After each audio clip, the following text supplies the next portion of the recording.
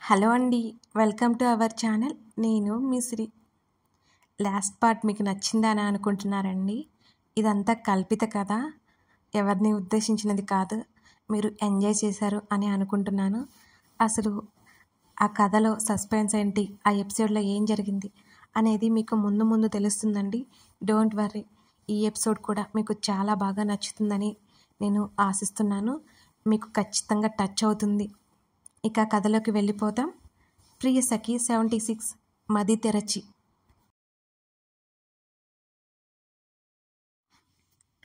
అన్నయ్య, 2 కార్లు ఎందుకు అని సందేహంగా అడిగాడు చేతన్. ధరణి అంటే గగన్ వైఫ్, అతనితో ఉండడం ఏమీ అభ్యంతరం కాదు. కానీ వీక్షతో తన సందేహం వల్ల ఆగిపోయాడు. తనని జాగ్రత్తగా వాళ్ళ ఇంటికి తీసుకువెళ్ళు, మీ వెనకే రాజీ అత్తయ్యని రమ్మను హుకుం జారీ చేసి తన కారు దగ్గరికి తీసుకువెళ్ళాడు ధరణి. కానీ అన్నయ్య, వాళ్ళు కంగారు పడతారేమో అని అడిగాడు చేతన్. తీసుకెళ్లి గదిలో పడేసి తలుపు వేసాయి, తనే నిద్రపోతుంది, ధరణిని కారులో కూర్చోబెడుతూ చెప్పాడు గగన్. అన్నయ్య, కానీ నేను అని చేతన్ నసుగుతుంటే, వెళ్ళు. గగన్ చూపులకి స్థిరంగా ఉండడంతో మాట్లాడలేకపోయాడు చేతన్. గగన్ చూపులు నీ మీద నాకు నమ్మకం ఉంది అన్నట్టు చూస్తున్నాయి. చేతన్ వెళ్ళి కారులో కూర్చొని కారు స్టార్ట్ చేసుకుని వెళ్ళిపోయాడు. కారులో కూర్చున్న వెంటనే ధరణికి సీట్ బెల్ట్ పెడుతుంటే, నాకొద్దు, నన్ను కట్టేస్తున్నారు ఎందుకండి అంటూ అతని చేతులను తోసేస్తూ అడిగింది ధరణి ముద్దుగా. గగన్కి ఏదో ఘాటైన వాసన ఒక్కసారిగా తాకింది. అతడు అలాగే గ్రహిస్తున్నట్టు ఉన్నాడు. తర్వాత పెర్ఫ్యూమ్ స్మెల్ వచ్చింది.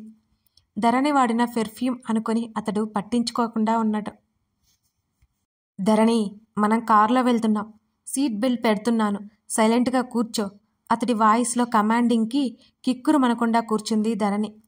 అతడు సీట్ బెల్ట్ పెట్టి కారులో ఉన్న వాటర్ బాటిల్ తీసి ఆమెకు తాగించడానికి చూశాడు. అటు ఇటు కదిలి మీదకి పోసేసుకుంది. ఏడుపు ముఖం పెట్టుకుని ఏడుస్తున్నట్లు చూసింది.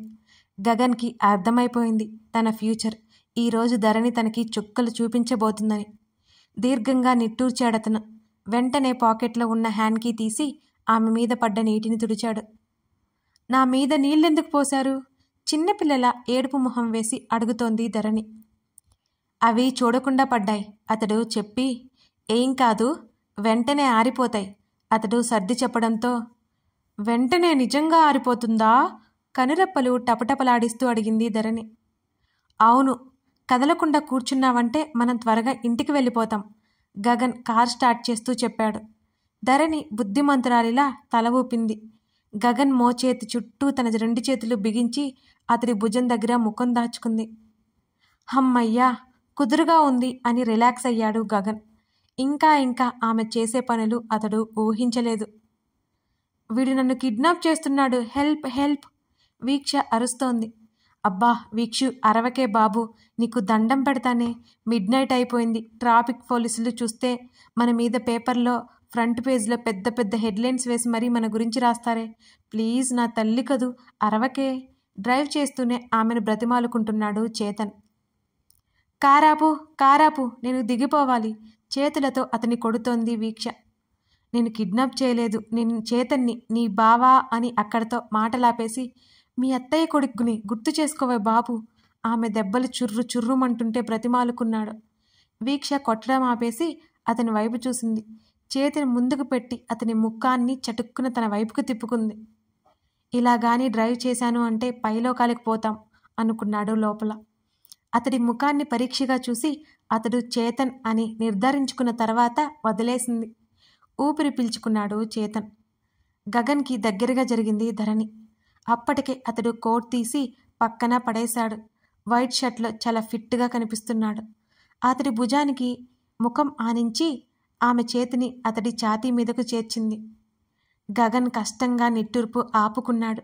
ఆమె చేతులు అతని మెడ చుట్టూ అల్లుకున్నాయి. అతడికి మళ్ళీ అదే ఘాటైన వాసన వచ్చింది. విండోస్ ఓపెన్ చేశాడు. చల్లగా బయట నుంచి గాలి వచ్చింది. ధరణి అతనికి ఇంకా అతుక్కోవాలని చూస్తోంది. కానీ ఆ సీట్ బెల్ట్ ఆమెను ఆపుతోంది. కష్టంగా ఇంటికి తీసుకెళ్ళిపోయాడు. అతడు కారు దిగి ధరణి ఉన్న వైపు డోరు తెరిచాడు. మెల్లిగా ఆమెకి సీట్ బెల్ట్ తీశాడు. గబుక్కున ముందుకు పడబోతుంటే ఆమె భుజాలు పట్టుకొని ఆపాడు. మెల్లిగా ఆమెను బయటికి దించాడు. ధరణి రా. ఆమె భుజాల చుట్టూ చెయ్యి వేసి నడిపిస్తుంటే ఆమె రావట్లేదు. నా కాళ్ళు అతుక్కుపోతున్నాయి, రావట్లేదు అంటూ పెదవులు రెండూ బిగించి కళ్ళు మాత్రమే ఎత్తి అతని వైపు చూసి ముద్దు ముద్దుగా చెబుతోంది. తెలియకుండానే అతని పెదవులు విచ్చుకున్నాయి. ఆమె ముఖంలో ఎక్స్ప్రెషన్స్ చూస్తుంటే ఆమె మాట్లాడే విధానానికి అతడికి నవ్వొస్తోంది. ఆమెను 2 చేతుల్లోకి తీసుకున్నాడు అమాంతం. చూపుడు వేలితో గగన్ ముఖం మీద రాస్తోంది ధరణి. ధరణి కుదురుగా ఉండు.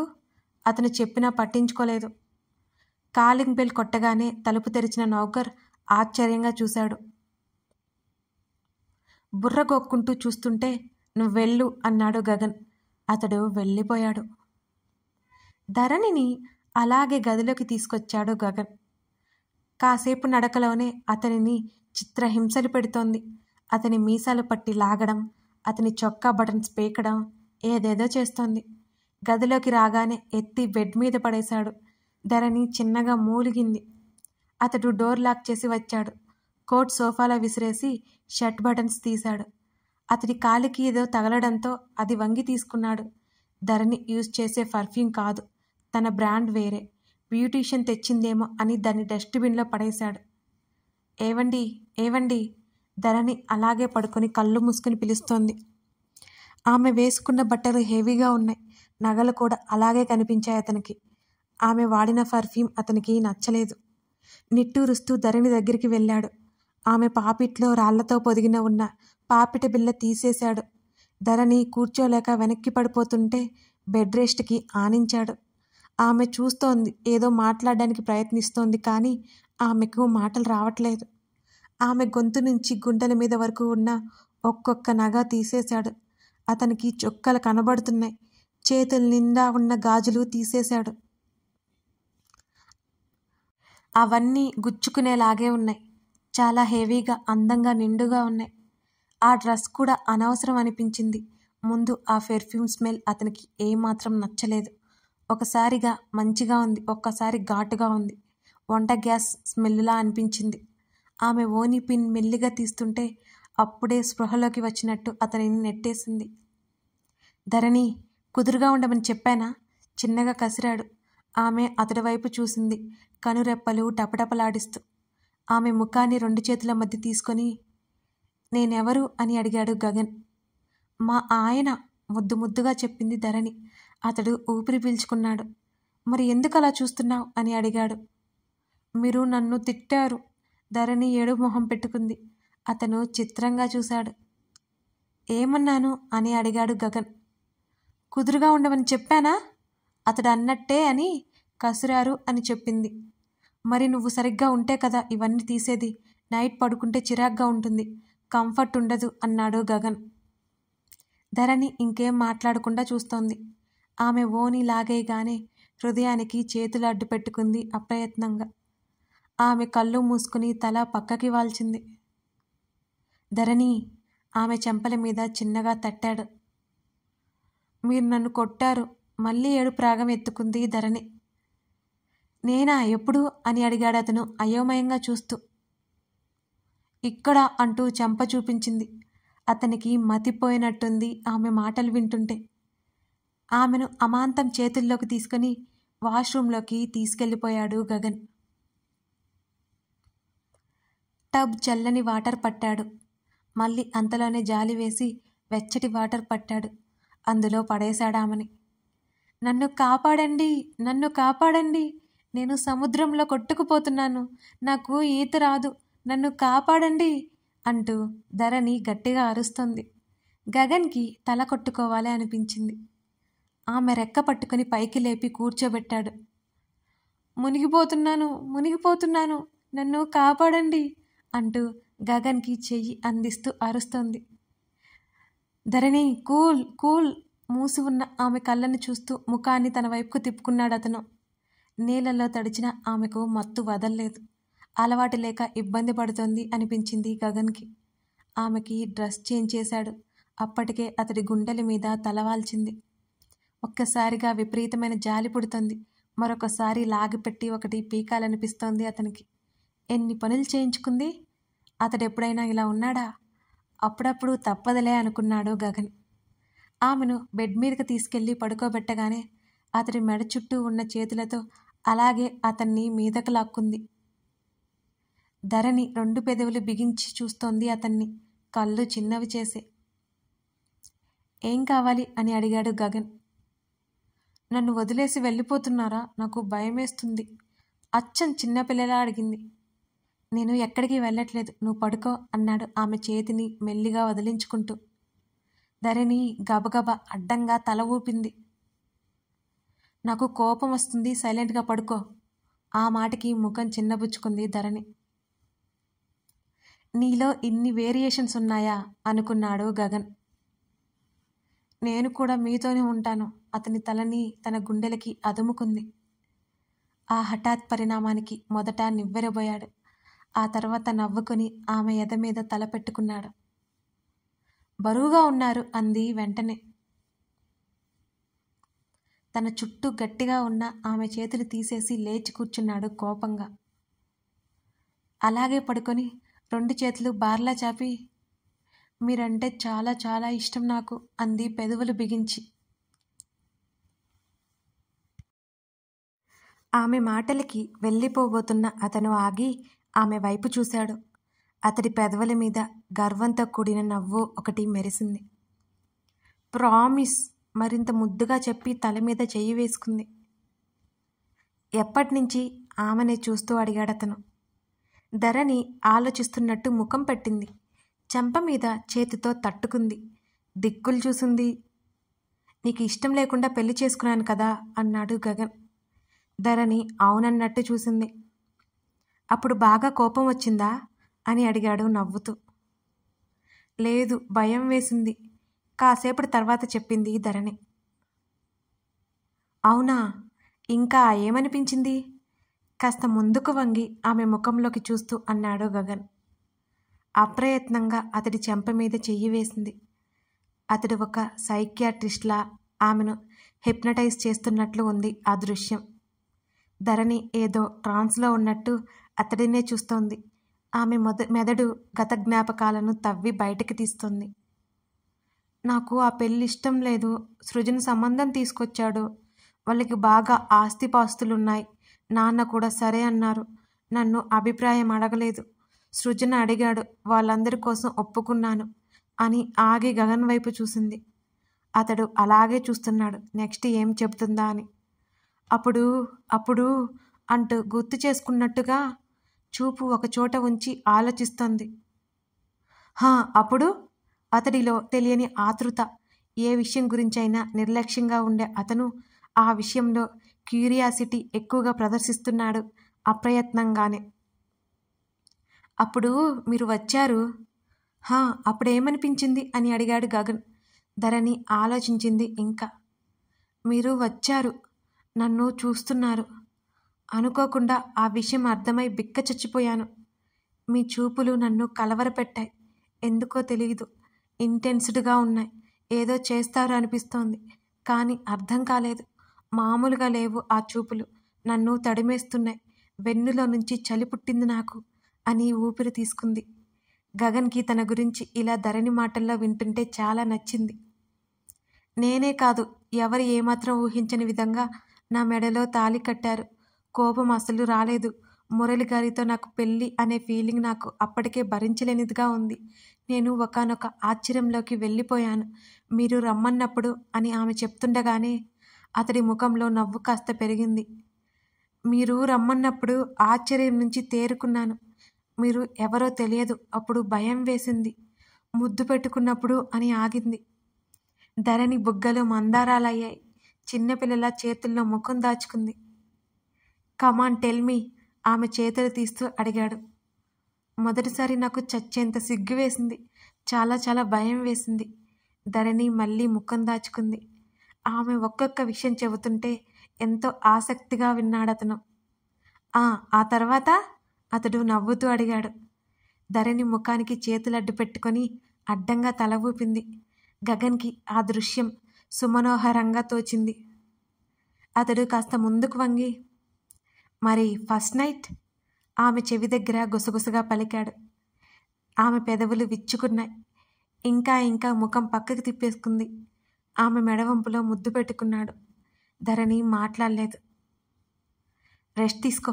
ఆమె చెంప మీదకి పడుతున్న జుట్టును సవరించి ఆమె ముఖాన్ని తన వైపుకు తిప్పుకొని ఆమె పెదవుల మీద చిరుముద్దు ఇచ్చి దూరం జరిగాడు. ధరణి ఎంతో మృదుగా ఉన్న అతడి పిలుపుకి కళ్ళి ఎత్తి చూసింది. Are you happy with me? ఆమె తనతో ఎలా ఉంటుందో తెలిసినా ఆమె నోటి నుంచి వినాలి అనిపిస్తోంది అతడికి. ఇంత సంతోషంగా ఉన్నాను అంటూ చేతులు ఇంకా ఇంకా బార్లా చాపింది. పెళ్లి తర్వాత జీవితం ఎలా ఉంటుందో, ఎలా ఉంటే సంతోషంగా ఉండగలరో, ఎలాంటి భాగస్వామి వస్తే జీవితం అంతకంటే మధురంగా ఉంటుందో గగన్కి అలా ఉంది ఇప్పుడు. అసలు తను ఆ పెళ్లికి వెళ్ళపోయి ఉంటే, ధరణిని పెళ్లి చేసుకోవాలి అనే ఆలోచన రాకపోయి ఉంటే, వద్దు వద్దు, ఆ ఊహే కష్టంగా ఉంది అతనికి. ఆమెని వలిచాడు, ఆమెనే పెళ్లి చేసుకున్నాడు, ఆమెతోనే జీవితం పంచుకుంటున్నాడు. ఏదో తృప్తి అతనిలో నిండిపోయింది. నమ్మరా నేను చెప్పేది? ముద్దు ముద్దుగా అడిగింది ధరణి. ఆమె వైపు చూసి నవ్వి, నమ్మను, నాకు ప్రూఫ్ కావాలి అన్నాడు అదే చిరునవ్వుతో. ధరణి ముఖం ముడుచుకుంది. మీరేమైనా జడ్జా ప్రూఫ్ చూపించడానికి? చిన్నబుచ్చుకున్న ముఖంతో అడిగింది ధరణి. నాకు ప్రాక్టికల్గా ఉంటేనే ఏదైనా అర్థమవుతుంది. అతడు భుజాలు కదిలించాడు. మీరంటే నాకు చాలా చాలా ఇష్టం, నమ్మరా? ఆ అమాయకత్వానికి అతడు దాసోహమైపోతున్నాడు ఎప్పటికప్పుడు. నమ్మించు అని అన్నాడు ఆమెకు అటు ఇటు చేతులు పెట్టి ఆమె మీదకు వాలి. ధరణి కళ్ళు ఆలోచిస్తున్నట్టు అటు ఇటు చూశాయి. ఎలా నమ్మించాలి? మీరు ఆఫీస్కి వెళ్ళిపోతే నాకేం తోచదు తెలుసా? మీతోనే ఉండిపోవాలనిపిస్తుంది తెలుసా? మీకోసం ఏమిటేమిటో చేయాలనిపిస్తుంది. మీరు రావడం కాస్త ఆలస్యమైతే నాకు సమయమే గడవదు. ప్రతి రాత్రి మీ హృదయం మీద నిశ్చింతగా సేదతీరాలి అనిపిస్తుంది అని ఒక క్షణం ఆగి, అంతలోనే ఏదో గుర్తుకొచ్చినట్టుగా, మీరు వైజాగ్ వెళ్ళేటప్పుడు నాకు అస్సలు ఇష్టం లేదు అంది పెదవులు బిగించి. వెంటనే వచ్చానుగా అన్నాడు అతను. ఎక్కడ వచ్చారు? అసలు రాలేదు, నాతో ఫోన్ కూడా సరిగ్గా మాట్లాడలేదు అలకగా అంది ధరణి. అప్పుడు విషయాలు ఇప్పుడుకి అలుగుతోంది అని నవ్వుకున్నాడు. ఇంకా? ధరణి ముఖంలో ఒక్కసారికి వెలుగు వచ్చింది. అది ఎందుకో అర్థం కాలేదు గగన్కి. ఏం చెప్తుందా అని ఎదురు చూస్తున్నాడు. నేను ప్రెగ్నెంట్ అని తెలియగానే ఎంత సంతోషం వేసిందో. ధరణి ఆ మాట చెప్పగానే అతడి ముఖంలో నవ్వు మెల్లిగా మాయమైపోయింది. నేను ఆ విషయం అత్తయ్యతో కూడా చెప్పలేదు, కానీ తర్వాత తెలిసిపోయింది. మొదట మీకే చెప్పాలి అనుకున్నాను. మీ హ్యాపీనెస్ చూడాలనుకున్నాను. మీకోసం ఎంతగానో ఎదురు చూశానో.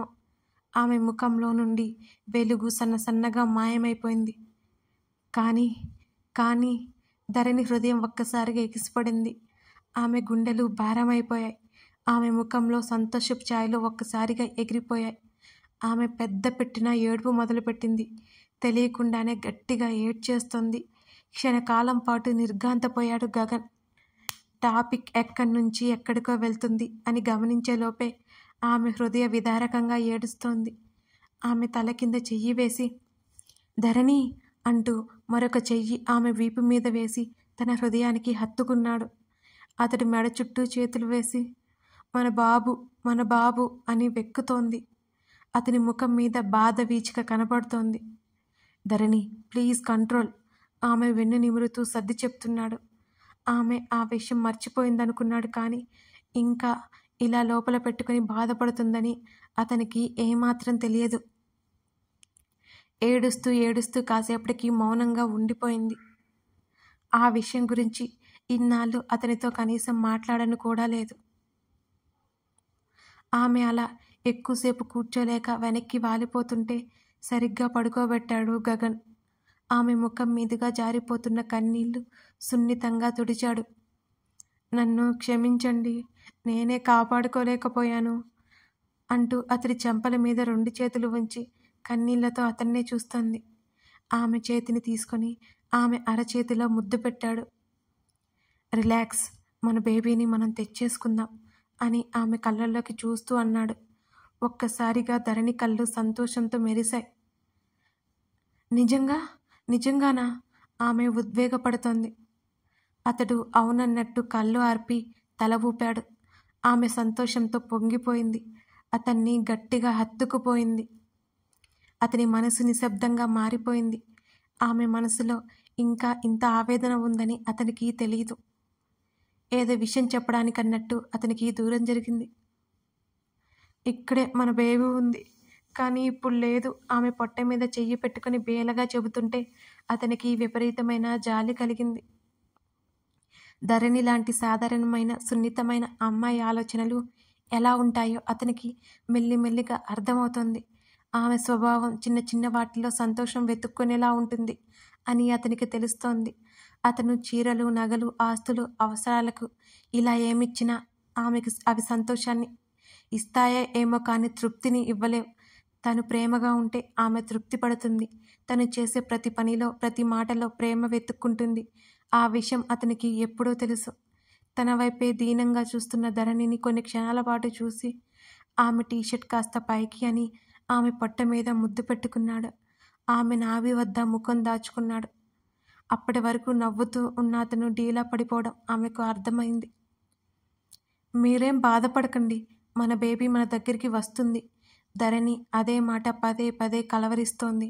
ఆమె మెల్లిగా నిద్రలోకి జారుకుంది. ఆమె కలవరింతలు అతనికి వినిపిస్తూనే ఉన్నాయి. ఆమెని తన హృదయం మీదకి చేర్చుకుని ఆలోచిస్తూ పడుకున్నాడు. ఆమె తన మనసులో భారమైతే దించుకుంది, కానీ అతడికి కాస్త భారం మీద వేసింది. ధరణిని సంతోషపెట్టడమే తన లక్ష్యం అనిపించింది ఆ క్షణం అతనికి. కథ కొనసాగుతోంది. Thank you for watching this video. ఈ వీడియో స్టార్ట్ చేసినప్పుడు నా ఫేస్లో స్మైల్ ఉంది, కానీ ఈ వీడియో ఎండ్ చేసేసరికి ఏదో బాధతో నా గొంతు పట్టేసిందండి. ఈ స్టోరీ రాసేటప్పుడు ఎలా అనిపించిందో ఇప్పుడు రికార్డ్ చేస్తుంటే కూడా అంతే పెయిన్ అనిపించింది నాకు. అసలు మర్చిపోలేను ఈ కథని. థ్యాంక్ యూ ఈ కథని మీరు ఇంతగా ఆదరిస్తున్నందుకు.